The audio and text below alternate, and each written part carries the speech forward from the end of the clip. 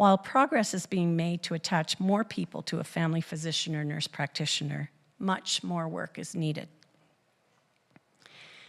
If you are looking for a primary care provider, please register through the Provincial Health Connect Registry if you still need to do so. Once you're registered, you'll be added to a list of people seeking a family doctor or nurse practitioner in your community. And we do know that those new providers who are coming into primary care are pulling people off that list to create their panels of patients. Part of improving primary care access includes opening urgent and primary care centers, or you may hear them referred to as UPCCs. You saw some of them in the video. There are 6 urgent primary care centers on the South Island. They're operated by Island Health and are open 7 days a week from 8 a.m. to 8 p.m.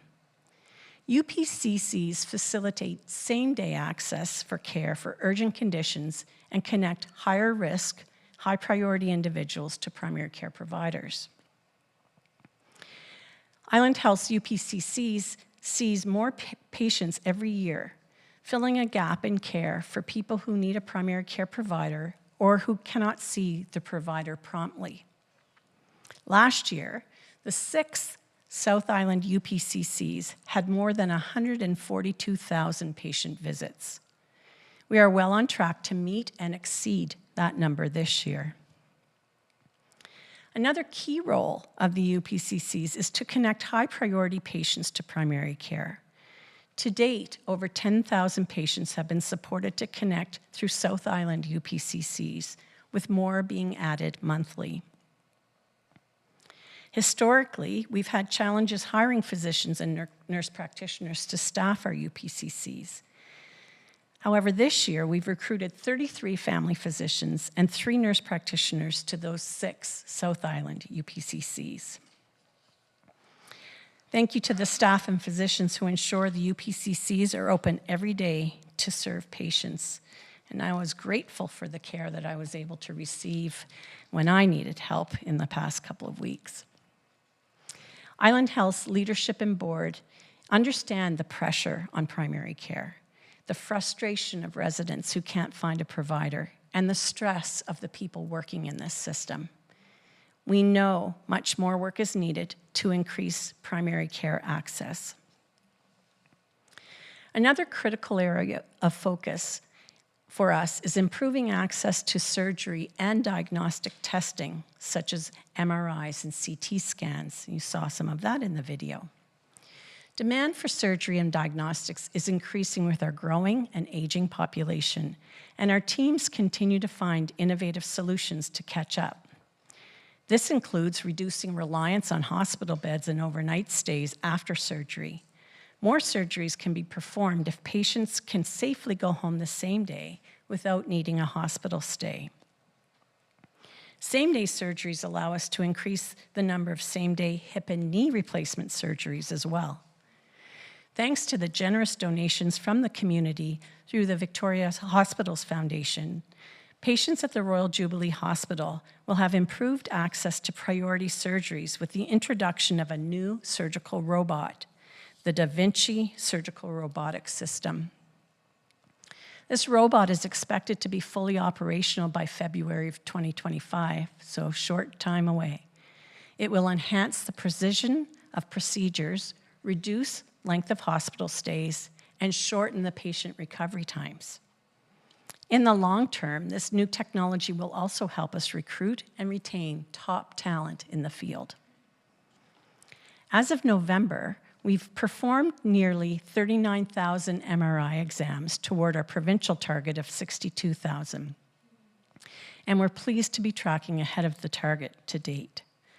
Last year, we performed 175,000 CT scans, and we're working on carrying out 180,000 this year. On Vancouver Island, Island Health has the highest demand for MRI and CT exams in British Columbia, with our demand growing by 11% every year. We are increasing efficiency by replacing older equipment with newer, faster, and artificial intelligence-enabled ones to help address demand.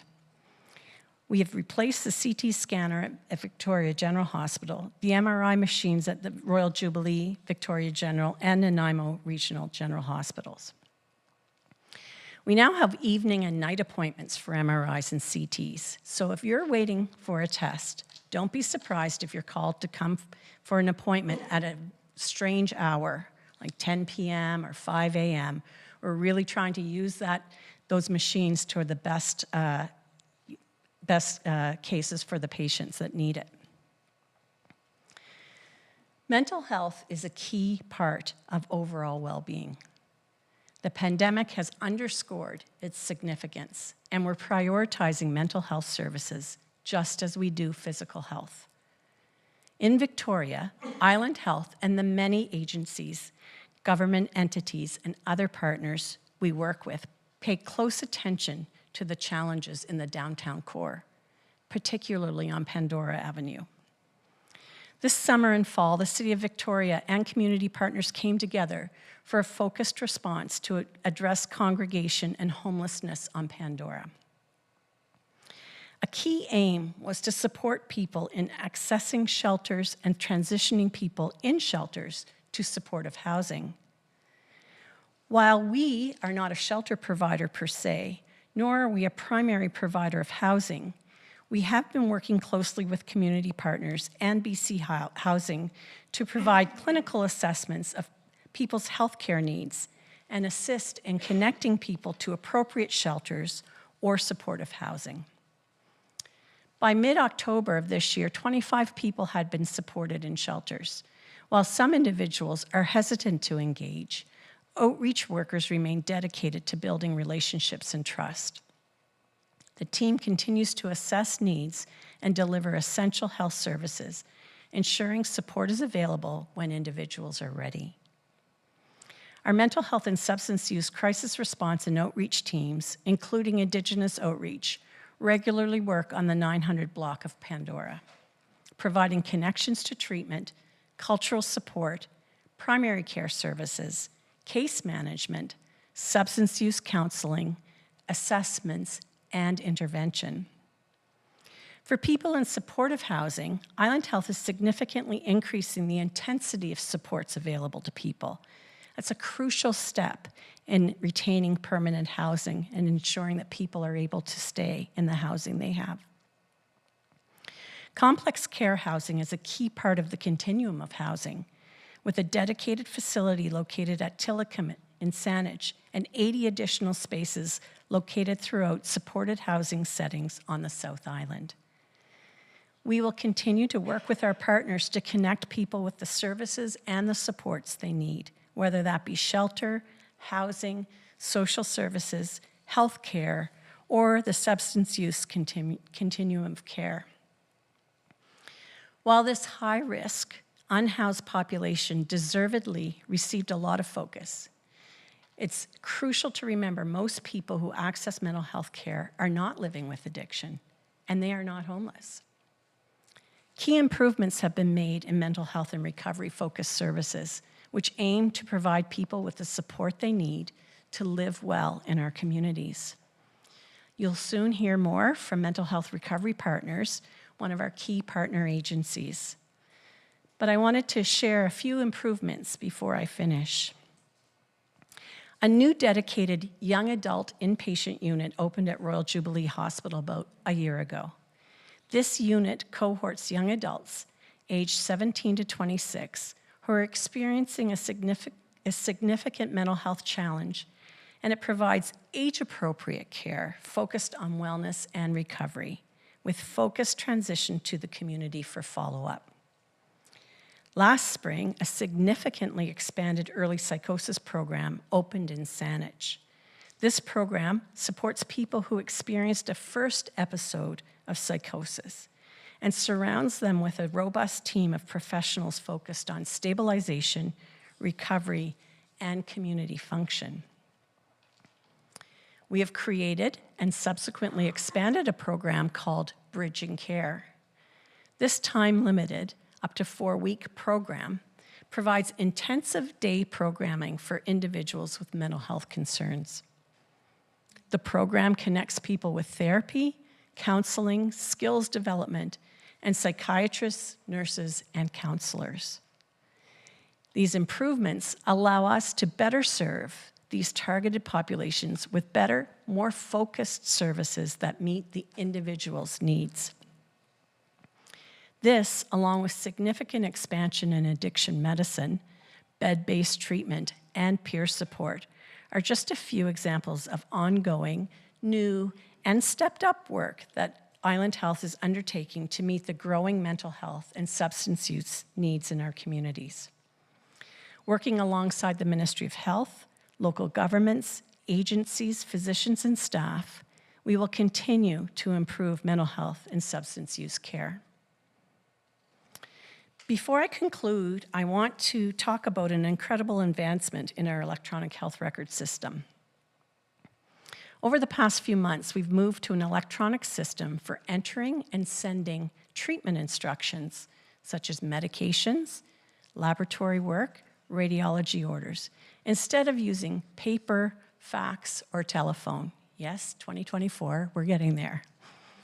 This significant change has been coming for a long time and will bring much needed quality improvements to our healthcare sites here in Victoria. Our team successfully activated the system at Royal Jubilee Hospital in June, and Victoria General Hospital and the Gorge Road Health Centre and South Island Surgical Centre in September. Benefits of the new system include patient safety, reducing the potential for medication errors and adverse drug events, improved care quality. Healthcare providers, including medical staff, have complete visibility of patient data that allows them to make better decisions. And streamlined processes, efficiencies and time saving for healthcare providers, allowing them to spend more time on direct patient care. While it's still early and the transition is not yet complete, the achievement of this major milestone is cause for celebration and acknowledgement of the remarkable dedication and teamwork of Island Health leadership and medical, clinical, nursing, allied health, and project and support staff. Before we conclude, I encourage you to take a copy of Island Health magazine that's available at the welcome table. In the winter edition, you'll read about the unique types of nursing being delivered at Island Health. These nursing roles have significantly improved patient care. For instance, registered nurses at the South Island Urgent and Primary Care Centres are expanding the types of care they provide, offering several services that patients traditionally receive from physicians or nurse practitioners. You will also read about nurse practitioners Coco Tukora and Michaela Robertson, and learn more about their highly specialized work within the Heart Health team at Royal Jubilee Hospital. As you saw in our video, our vision at Island Health is to provide excellent health and care for everyone, everywhere, every time. And while we strive to achieve it, we acknowledge we don't always get there. That's why it's our vision, a North Star that guides our teams in their daily work. Despite the challenges we experience in delivering the kind of care that our vision describes, I am profoundly grateful and proud of the hardworking healthcare workers who show up every day to bring their best to their patients and colleagues. Local collaboration and partnership make a tremendous difference. I speak for my leadership colleagues when I say how grateful we are for the partnerships and collaboration that serve the health and care needs here in Victoria and across the South Island. And that concludes my report to the board and our community, and I'll pass the meeting back to our chair. And I didn't cough.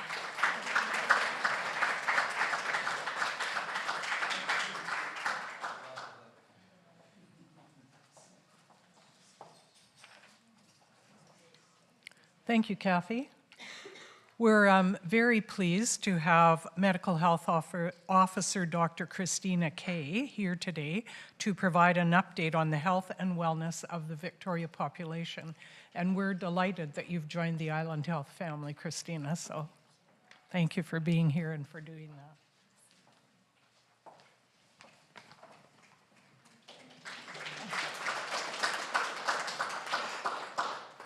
Thank you so much. I'd like to acknowledge with respect that I'm speaking to you today on the traditional and unceded territories of the Lekwungen peoples. I don't have a clicker, so, oh, there you are. You're gonna click for me. Thank you. Click. So today's presentation. During today's presentation, I'll be talking about Greater Victoria. I'll start with an overview of the population demographics, a brief update on the health status of our population, and then I'll focus on pregnancy and the early years. So what is going well, what could be improved, and moving forward together. So, Greater Victoria represents 28% of the population of Island Health. That's just over 908,000 people. We're a relatively young population with a median age of 43.6, and the highest percentage of the population is in the 20 to 44-year-old range, the reproductive age, and that's 38% of our population in that age group. 15% of our population are children and youth under the age of 20. That's 38,000, a little more than 38,000 youth and young people in Island Health. 21% have immigrated from another country, and 5% of the population of Greater Victoria identifies as Indigenous. Okay, so life expectancy at birth in Greater Victoria has decreased slightly since around 2020, and that is due to unregulated drug toxicity. So you can see it going along relatively even, and then because of the deaths at young ages in our population, we're starting to see it impact our life expectancy. Next. In 2023, the illicit drug toxicity was the leading cause of death for Island Health residents between the age of 19 and 59 years of age. It was the second leading cause of death in the children and youth under the age of 20. Over 50% of deaths in those aged 19 to 39 years were caused by illicit drug toxicity. The major causes of death in the 60-plus age group are cancers and heart disease. Next slide. The live birth rate has decreased significantly over the last 20 years in Greater Victoria. We're at almost half where we were 20 years ago, significantly lower than the BC rate, which is in gold, and the Island Health rate that you see there in black. Next slide. There is a strong trend towards giving birth at older ages, with 40% of births in Greater Victoria occurring to people ages 35 and above.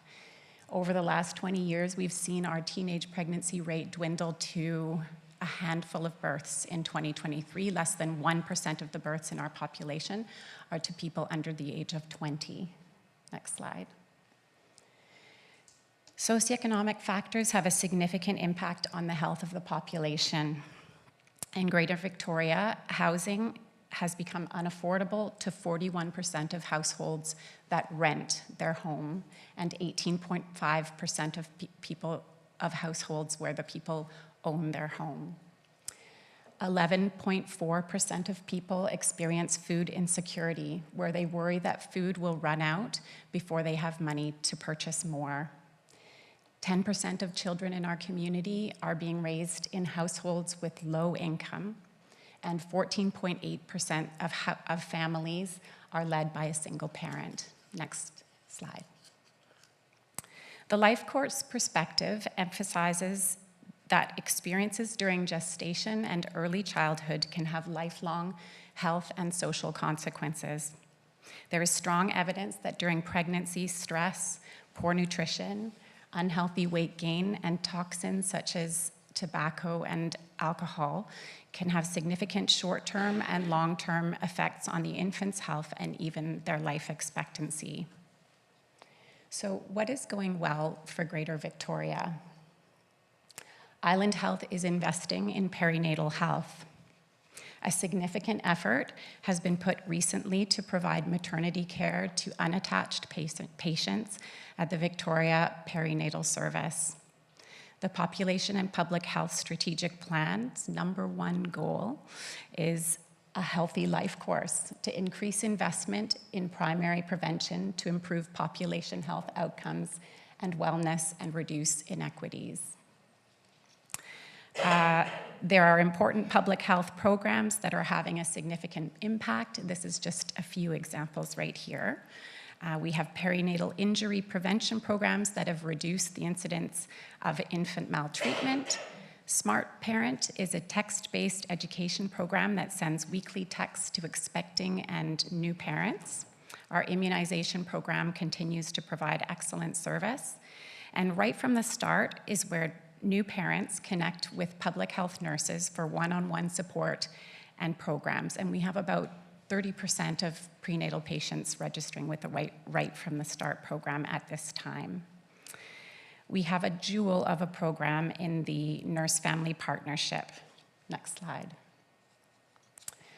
The Nurse-Family Partnership is enhanced perinatal services for young, first-time pregnant people experiencing social conditions of risk, such as poverty, mental health concerns, substance use, and intimate partner violence. The program served 108 families in Island Health last year, and that number is a typo. It's 15 families in Greater Victoria. Excellent outcomes from this program demonstrate what can be achieved through excellent public health services. Increased rates of breastfeeding, high rates of immunization, and very low rates of ER visits for infants and toddlers that have participated in this program. Maybe most significantly, I find this statistic that comes from a survey that's given to participants as they graduate from the program when their child is 2 years old, that 95% of those young moms responded, "I can do just about anything I really set my mind to do," after participating in the Nurse-Family Partnership. Next slide. So I really want to recognize our community partners that work tirelessly every day to improve perinatal health in Greater Victoria. This is just a few of them here. Next slide. And what could be improved?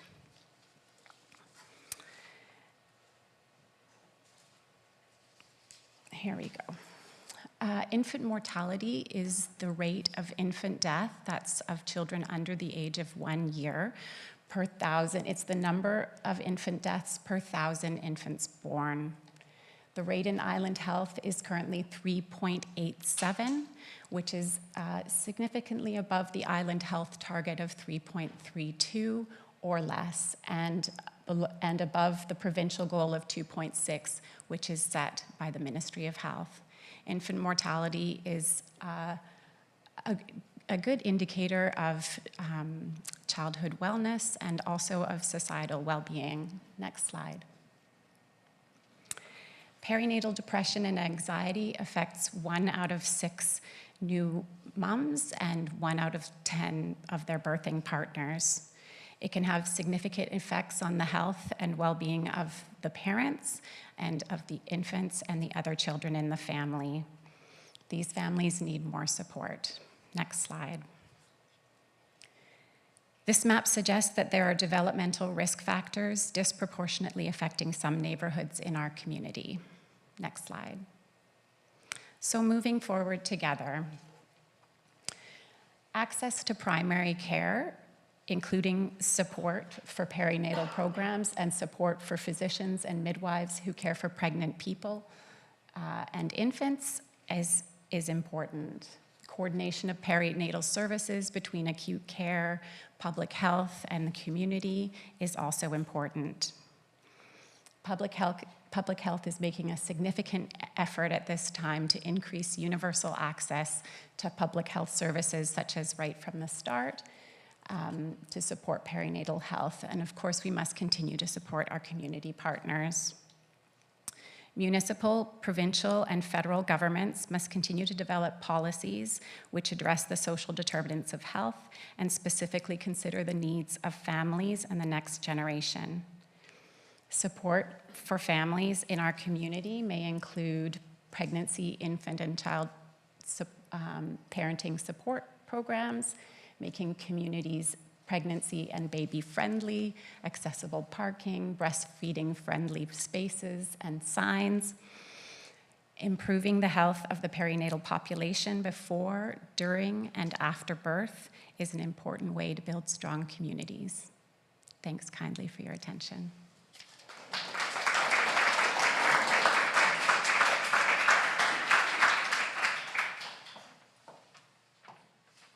Thank you, Dr. Kay. Your clicker worked very well, actually. We are, and we don't always remember this, very fortunate to have such a robust public health system in Canada, in BC, and on Vancouver Island. We enjoy clean water. We enjoy all kinds of things that really make us healthy. And so we don't give enough attention, I don't think, to public health and how important it is to us. We're now going to move to a presentation about the work of the Mental Health Recovery Partners. And this is focused on supporting and connecting those in the South Island who have mental health challenges. I just want to note before we start that presentation that our board may have questions for the presenters, and they will ask them immediately after the presentation. And then we'll ask the audience if they have any questions. So please save your questions until then. Our presenters are Janine Thibault and Zoe Newsom. And so Janine and Zoe, please join us up here.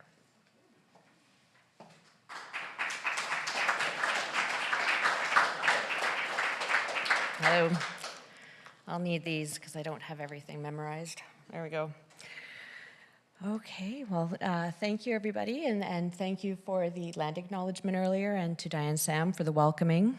This evening, I will be sharing about our programs delivered primarily in the homelands of the Lekwungen peoples, known today as the Songhees and Kusepsum, or Esquimalt nations, as well as the Pisanic nations where we're located in our work. So it is a real pleasure, and thank you so much for this opportunity to share and highlight the transformative work of Mental Health Recovery Partners South Island, or MHRPSI for short. I'm delighted to be here with my co-presenter Zoe, who will introduce herself, and my name is Janine Theobald. I joined MHRPSI 2 years ago as Executive Director. I've got a couple of staff here and I think some board members on the line, so hello and thank you for coming. Next slide, please. Much of the programming that we deliver in service of our mission and vision is delivered out of our offices in the heart of Quadra Village. Can't see you, but I can see this. We were established in 1984, so we are 40 this year, when a group of parents of people living with schizophrenia started their own support group. We operated as the BC Schizophrenia Society Victoria branch before moving out from under the umbrella, becoming MHRPSI 5 years ago. There are also MHRPs in Central and North Island. We are funded through service contracts, grants, donations, and of course, our flagship fundraiser, the annual Naked Bungee Jump for Mental Health, coming up in March next year. Next slide, please. At MHRPSI, we provide services for three key groups: people with lived and living experiences of mental illness or mental health concerns with or without substance use or a diagnosis. We provide education and engagement services for community partners, and we provide support and services for family members and loved ones. We use a broad definition of loved ones at our organization, doesn't necessarily denote a relationship or a relative. Our recovery-oriented services are free of charge. They're self-referral, low barrier, and as rapid access as possible. At times, we accommodate same-day or next-day services. We provide supports in 4 key areas: one-to-one counseling for family members and loved ones to provide support, expertise, and understanding as they navigate their family's recovery journeys. We were providing limited individual counseling, but found the demand far exceeded our capacity and have since paused intake on this service.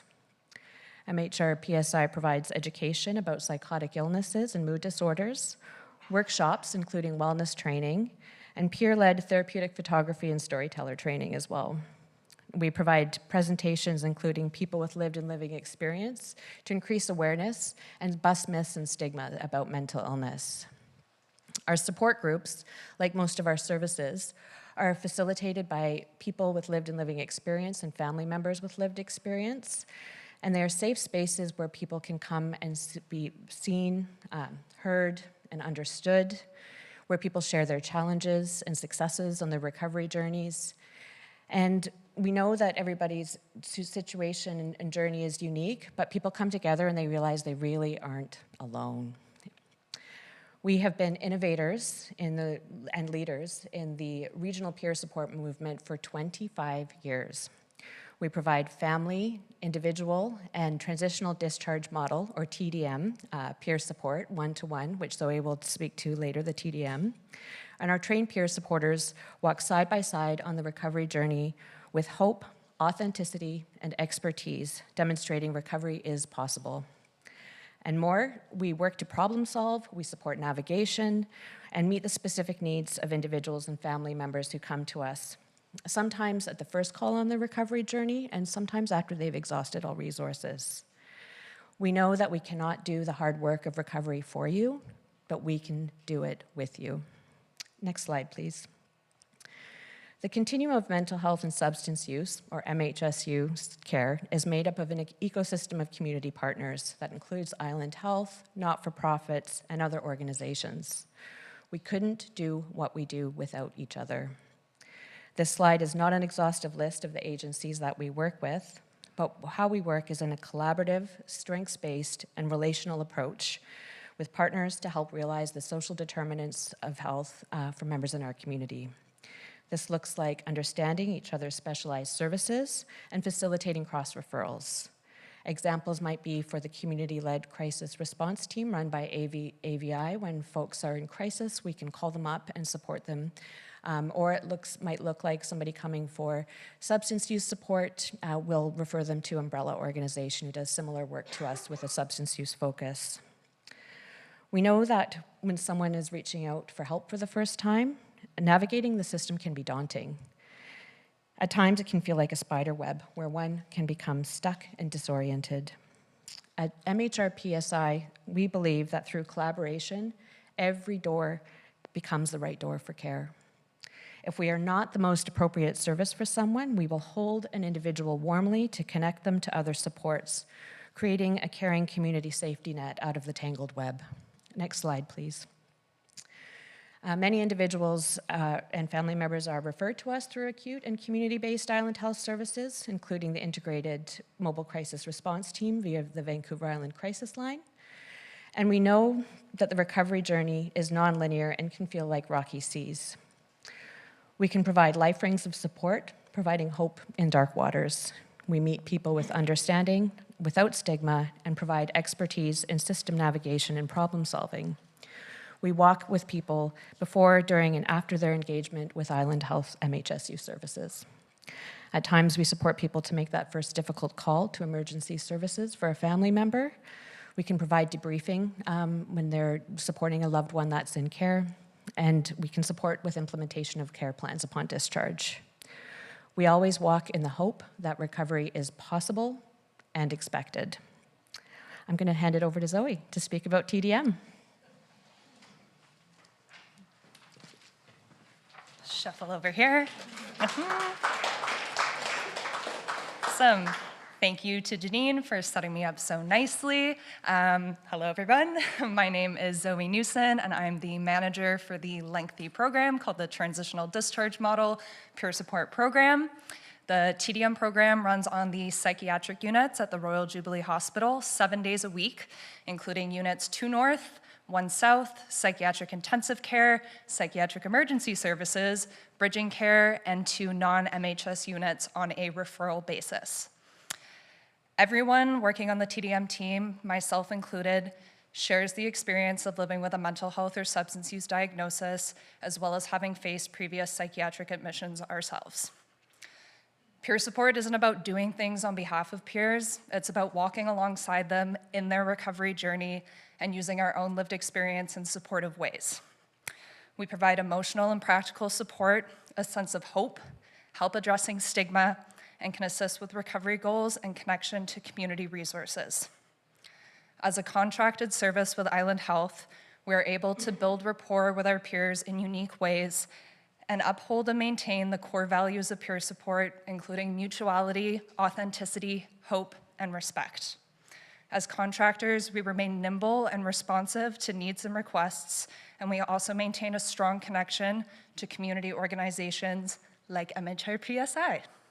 By offering a supportive, or beyond offering a supportive non-clinical point of connection during a person's admission, we also offer follow-up after discharge. So peers can request to stay connected to a specific TDM team member and meet one-on-one in community for approximately 3 to 4 months of follow-up. We are committed to showing up for our peers however they need us to, whether that be a space for social connection, a safe space for sharing, connecting to someone with similar life experiences, or assistance navigating community resources. This next slide highlights some standout statistics from the program. So for example, between April 1st, 2024 to October 31st, 2024, we had over 2,800 individual peer interactions. We're currently supporting 50 different peers in hospital and 29 individuals in community post-discharge. We are so proud to offer this service in partnership with Island Health and to have witnessed the transformation of peer experiences both in hospital and in community through the uniqueness of this program. So, thank you.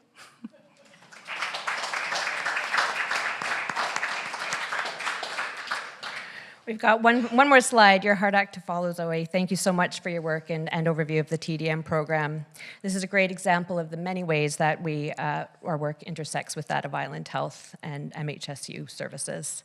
So returning to our vision, a society where timely and accessible support is available for all and mental health and substance use challenges are transformed into strengthened resilience and growth. I think we're seeing that tonight. If we had a magic wand, we would see on-demand and no-cost MHSU services available for all every day. We'd see the facilitators of the stability needed to recover that were covered in the previous presentation, safe housing, community support, food security, and vocational opportunities realized for all.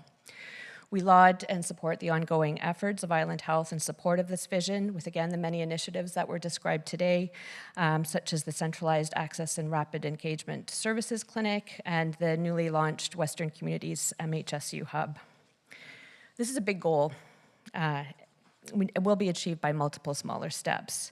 So for us, a first step to achieve would be around upstream prevention. Specifically supporting youth that are transitioning from the child and youth mental health care system to the adult system. And that doesn't necessarily mean that children that are inpatients at that time, but youth that can be anticipated to need those supports as they age out of the system. So that would look like specific supports such as working with community partners such as the Victoria Youth Empowerment Society, Threshold Housing Society, the Foundry, other youth-serving services, and importantly, youth themselves, to develop, design, and deliver community-based support specific to the population. It would look like connecting a peer supporter with youth as they're aging out of the system to walk with them and support the navigation of this transition. And again, providing specific support groups and other psychosocial rehabilitation activities specified to this population. We say a Mind the Gap program, if you will. So that brings us to the next slide, which is just a big thank you for this time and opportunity to share about our work and services. Yeah. Do you have any questions? Yeah. Thank you, that was terrific. And I just want to see if any of my board colleagues have questions. If you do, I need you to use the mic. Anne, go ahead.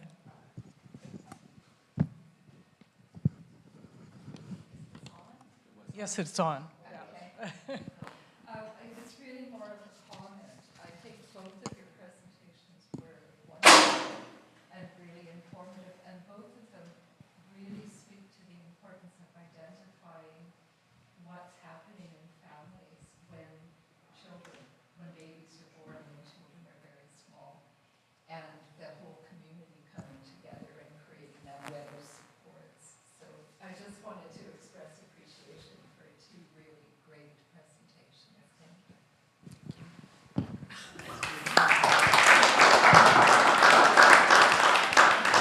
just want to check and make sure that no one else on the board has a question. Okay. Maybe just a basic question, the numbers that you showed as far as participation goes, numbers, how are those measuring up to previous years, and are you turning people away, I guess, is my question. So I'll speak to the turning people away. We endeavor to not do that wherever possible. We are seeing as a higher demand for our community-based peer support, which is a similar program but different entry point than the TDM program that Zoe was describing. We're seeing more need for individual counseling as well as our other services. And then in regard to the numbers that you were presenting today in the transition, you can speak to the wait list and how that might work for TDM. Yeah, so TDM's a little more unique. We really aim to meet people where they're at. So we recently integrated further into psych emergency services, and what we're seeing is for folks who request, follow-up after discharge, that those are people that are wanting to be seen sooner. The uniqueness with TDM is that, as we know, folks get admitted and discharged at different rates. So people have the option to complete an intake at any point during their admission. It doesn't have to be at the time of discharge. So we're able to, knock on wood, balance the influx of folks who are submitting intakes to matching them with their requested peer supporter. We have yet to turn anybody away. The only situation that we really navigate is one of my team members already is seeing 7 peers and they can't take on someone else. We'll just offer that person connection to a different peer supporter. If they're really intent on seeing that person, we'll find some services that they can access in the meantime. Our support groups are all drop-in and don't require registration, and they're all facilitated by peer supporters, so that's often a point of connection that we direct people to if they are facing a wait list. But yeah, for most folks with TDM, they're seen the week of, if not the next week after discharge. Yeah.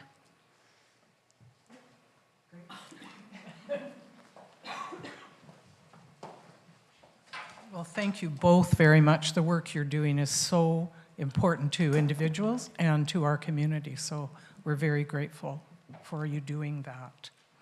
It's my pleasure now to open the floor for your questions.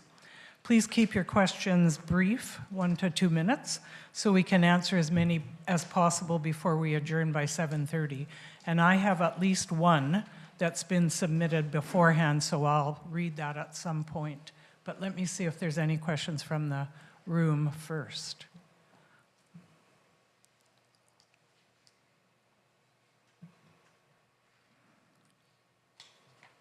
Well, then let me read this question, and maybe somebody will think of one while I'm reading it.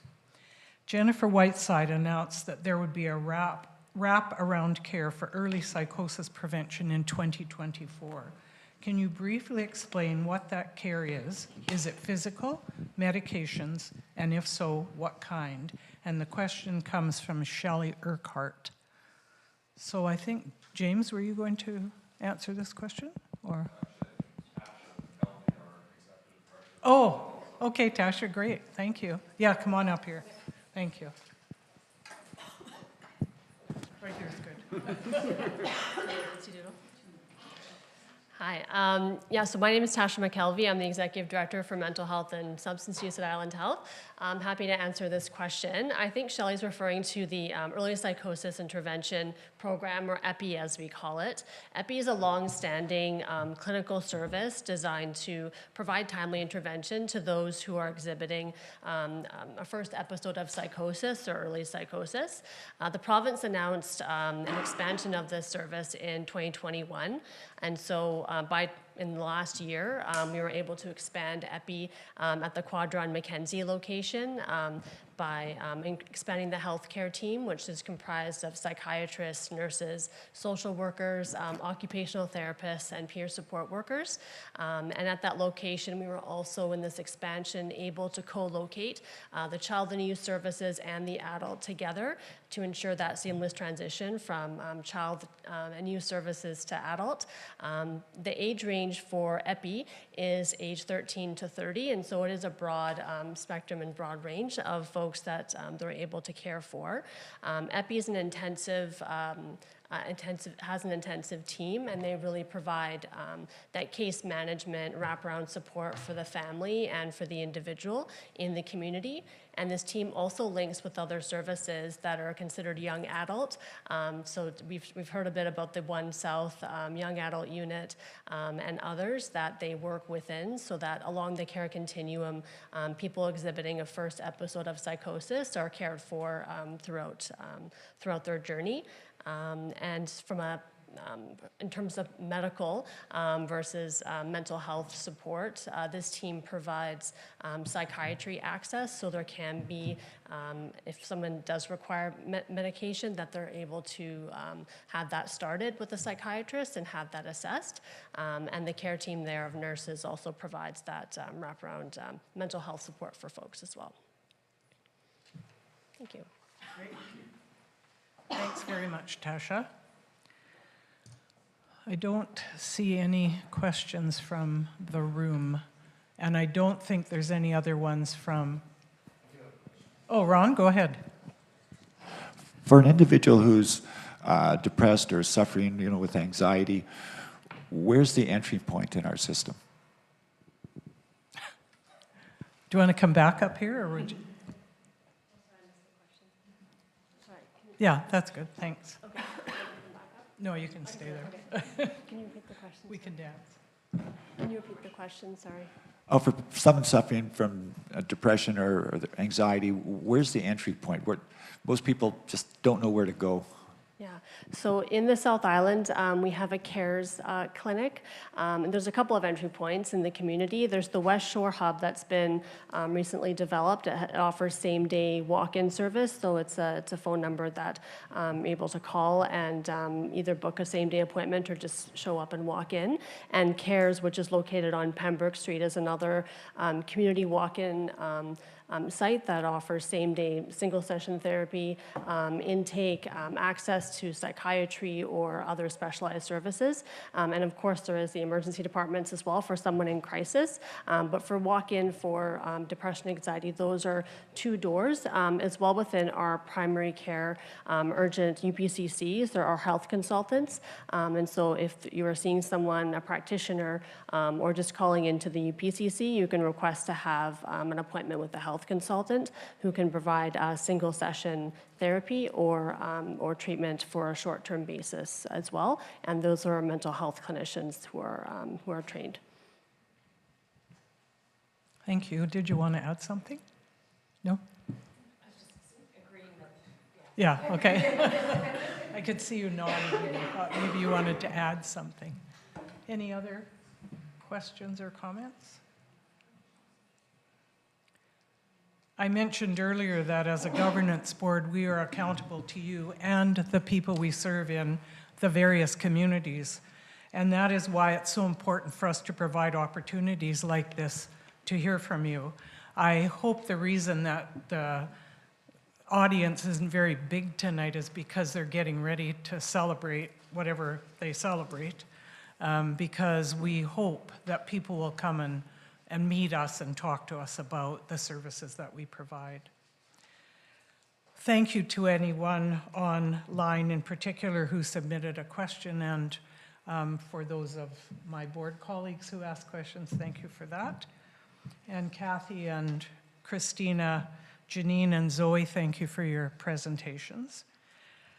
And in particular, I want to give a shout out to our multimedia team who are never included in my notes, and I don't know why, because they're responsible for everything we're doing here tonight, setting us up, putting us live stream online, taking mics around the room, making sure this is filmed, making sure it's available for people if they weren't able to get out. So very grateful for each and every one of you. You are really helpful to us in many ways. And thank you to all of you who came tonight and or tuned into our live stream. As there are no more questions, I think we're finished. Well, thank you, everybody.